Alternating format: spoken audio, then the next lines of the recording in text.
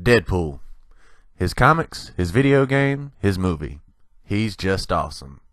His crossovers are legendary, and he's without a doubt the most popular character in Marvel Comics.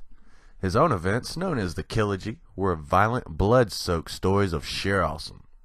Starting with Deadpool Kills the Marvel Universe, moving to Illustrated, and ending with Deadpool Kills Deadpool, we moved throughout the Marvel multiverse and met so many different versions of Deadpool, it is literally impossible to remember them all. But there is one exception to that rule. Pandapool. I'm Walt, the most gangster nerd on YouTube, and this is What If Pandapool from Deadpool Kills Deadpool is Po, the Kung Fu Panda. So jumping straight in, this is a long shot. Look at the leap of faith you would have to take to believe such a thing. Except, not really. Any and every comic nerd out here is aware that Marvel and DC Comics use the concept of multiverses to explain a lot of their stories. And I'm pretty sure it's the same over at Image Comics, since I plain out don't see Spawn showing up in The Walking Dead, or vice versa, even though Negan vs. Spawn would be awesome. Just an opinion now. But the multiverse concept is the best way to explain how there can be different versions of the same character without looking too awful crazy. For example, the Deadpool Corps. All different people technically, but at the same time they're all still Deadpool.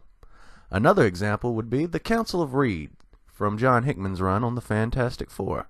And over at DC, you have, for example, Earth 1 Superman, Earth 2 Superman, Cosmic Armor Superman, and etc. And it's the multiverse that serves as the setting for Deadpool Kills Deadpool. As we see the Deadpool Corps arrive in Earth 616 to pick up 616 Deadpool, or the main continuity Deadpool, we travel to a separate universe, and we see an almost infinite amount of Deadpools, most of which we've never seen before, and we'd never see again. And the most popular of these storyline expendable Deadpools is Pandapool, the species that endangers you. A black and red clad panda that shows up as an ally to 616 Deadpool and dominates the battlefield. He straight up eats MODOK Pool's face, killing him, but unfortunately he is blasted in the chest, and as he is a Deadpool without a healing factor, which is like a Batman without the money, or like Thor loaning One Punch Man his hammer, he dies in the battle, and we see Deadpool over him yelling, "No!" Now, moving right along to Po, the Kung Fu Panda. Po is a creation of DreamWorks, the awesome people who gave us the Penguins of Madagascar, Ants, Shark Tale, Shrek, all awesome movies and proof that DreamWorks itself is a multiverse. But more about that in a moment. Po is an awesome Kung Fu master who, by what seems like dumb luck, became the Dragon Warrior. He is capable of incredible feats despite his large size, which actually isn't large but ideal for a giant panda, just one that's anthropomorphic. Hopefully you're aware of what that word means. He is a gifted martial artist capable of mastering any move after seeing it only once. He regularly beats other Kung Fu masters and soldiers who are way more experienced and formidable than he is, such as Junji and Hundun, and he's defeated superior threats such as Tai Ling and Lord Shin, all while maintaining a decent good guy characteristic that's impossible not to love. But Gangster Nerd, how does this all come together? Well, I'm glad you asked. DreamWorks is a multiverse in theory. For example, would it make sense that in Kung Fu Panda there are no people, but in Madagascar and Penguins of Madagascar and Shrek, there are plenty of actual peoples that in some cases interact with anthropomorphic creatures? Or in Shark Tale, the oceans of the world have had life evolve to the point of multi-species societal civilizations, complete with economic structure and social norms. No, DreamWorks is a multiverse, even if they created it inadvertently. But how does this lead to Po being Pandapool? Well, I would say look at the similarities between Po and Pandapool, but as it turns out, that's actually impossible. After hours of research, I can honestly say there is no official DreamWorks approved physical stats for Po. So in desperation, I turned to the likes of Pinterest, Reddit, and even Wikipedia, and even a so-called Kung Fu Panda wiki, where I've seen a range of sizes from 5'7" to 6'2", and 240 pounds to 290 pounds. Which this is the right weight and isn't too much taller than your average giant panda, though larger ones have been seen.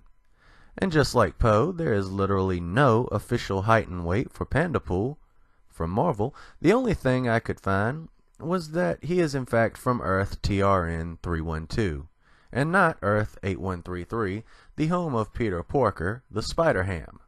These two characters are, Poe and Panda, pretty much undefined. And it's completely up to the fan to interpret their size. But what we can say about both is they are both incredible hand-to-hand fighters, both are definitely good guys, and both are killers.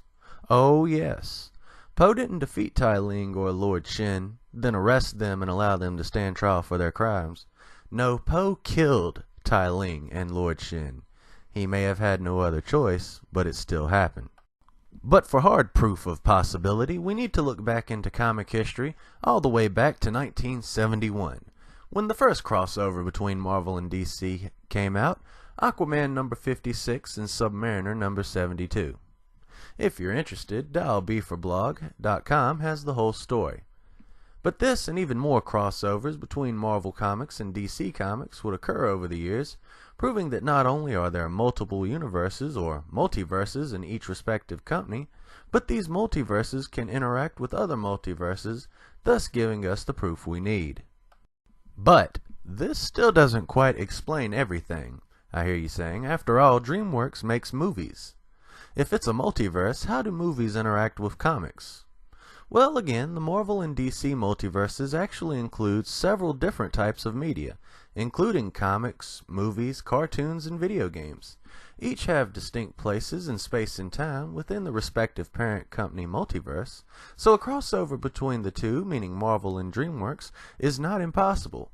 In fact, it could be likely. Marvel vs. Capcom, along with Mortal Kombat vs. DC Universe, can be seen as proof of multiversal interaction on a video game level.